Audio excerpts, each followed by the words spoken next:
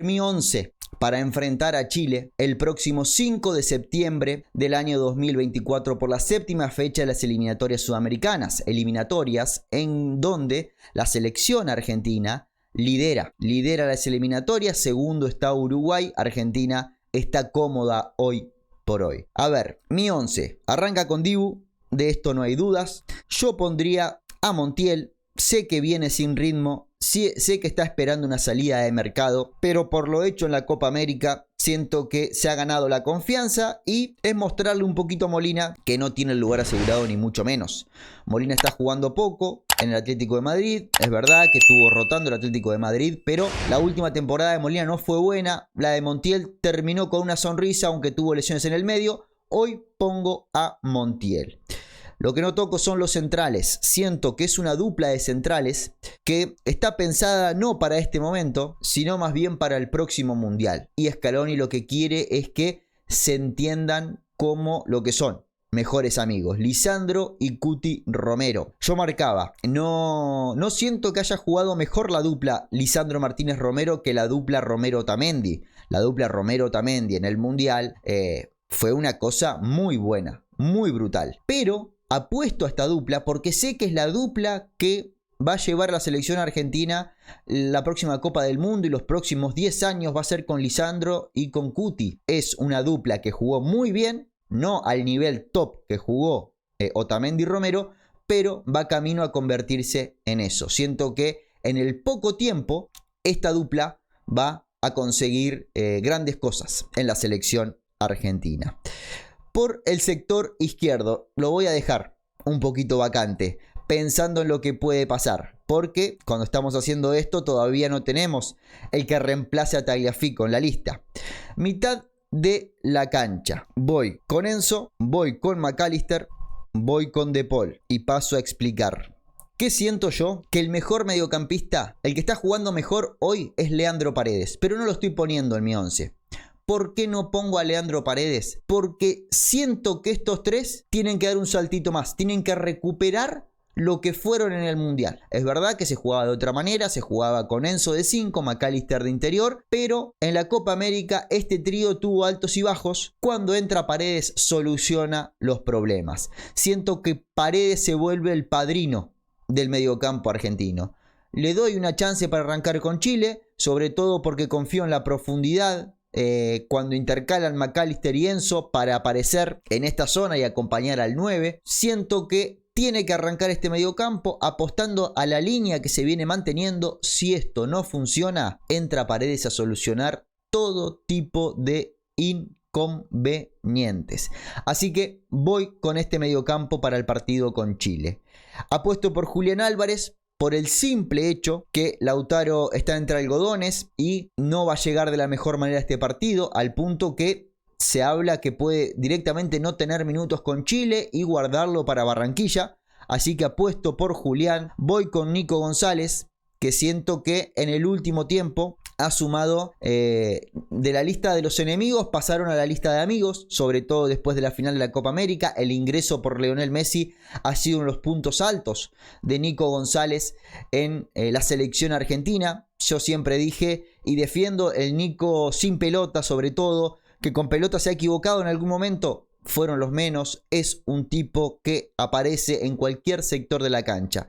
¿Qué te da jugar con Nico González? Que tenés un win izquierdo, tenés uno que te hace la línea de 4 mediocampistas y tenés a uno que te cierra como un lateral izquierdo. Es una persona que en fracción de segundos aparece en diferentes puntos de la cancha. Con este panorama apuesto por Barco, pero si llegan a convocar a Acuña, pondría a Acuña de titular. Si llegan a convocar a Acuña en este tiempo, pongo a Acuña de titular. Si no, voy con Barco. Dejo la opción Nico González para que sea delantero, Lisandro para que sea central y apuesto por el Colo Barco si no es que aparece Acuña. Si aparece Lautaro Blanco, me quedo con el Colo Barco. Siento que el shock para Lautaro Blanco puede ser muy grande de llegar a la selección después de un tiempo y el Colo ya sabe hace un tiempo que es jugador de selección. Pero bueno, es una cuestión que se va a ir resolviendo.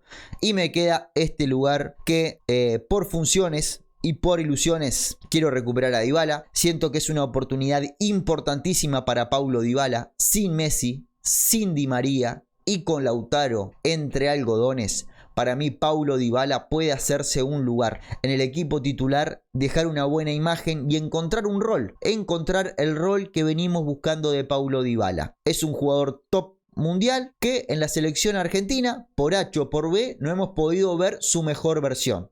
Lo hemos visto a cuentagotas y en el último tiempo no ha sido un jugador tenido en cuenta para formar un equipo titular e incluso ha sido un jugador que no ha sido tenido en cuenta para formar lista. Último partido de Paulo Dybala con la camiseta argentina, 28 de marzo del año 2023, partido contra Panamá. Ahí fue el último partido de Paulo Dybala con la camiseta argentina, ingresando un rato en un partido amistoso. La verdad que el escenario es inmejorable para Paulo Dybala, jugando de local y sin la presión de que está Messi por reemplazarlo, si es que le arranca de titular o que tiene que reemplazar a Messi. Acá el escenario está para que él sea el organizador, para que él ordene a Nico González, para que él ordene a Julián Álvarez, para que encuentren este trío. Se pueden mover los tres por cualquier lugar del ataque, son polifuncionales dentro del ataque. Julián puede retroceder y aparecer Dybala de 9 como el que jugó en Instituto en algún momento, que lo hacía también. El Dybala que más le gustaba a Scaloni es el Dybala que juega cerquita del área. Hoy yo veo que puede ponerse la capa de superhéroe, la capa de Leo, la capa que muchas veces agarra a Di María y cumple esa función de organizador. Le puede tocar a Dybala y siento que tiene la jerarquía necesaria para poder hacerlo. Es una gran oportunidad. Siento que en esta ocasión le podemos exigir a Dybala entrega, juego, lectura. El escenario está dado para que él pueda tener su partido soñado. Obviamente quiero que en el segundo tiempo aparezca Garnacho, quiero que en el segundo tiempo aparezca Matías Soulé. Me gustaría ver por qué no a X, por qué no a Valentín Carboni, jugadores que no vimos nunca con la camiseta argentina y algunos que vemos poco y pueden traer soluciones.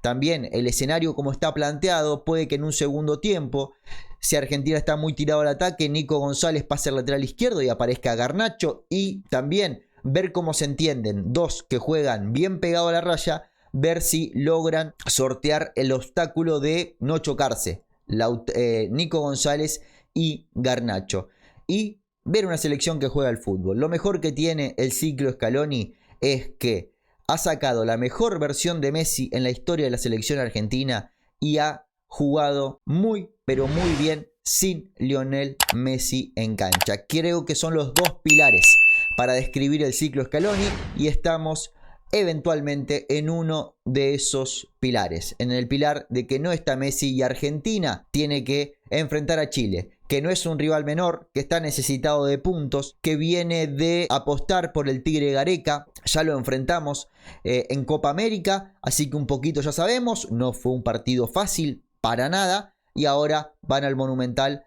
a quedarse con lo que puede ser la fiesta argentina, porque imaginamos que después del partido Argentina tendrá el reconocimiento a Di María, mostrarle la copa al pueblo argentino y todo eso que ya se volvió una costumbre en la selección argentina. Quiero leer a ustedes, quiero que me digan cuál es su 11 para enfrentar a Chile el próximo jueves en cancha de River.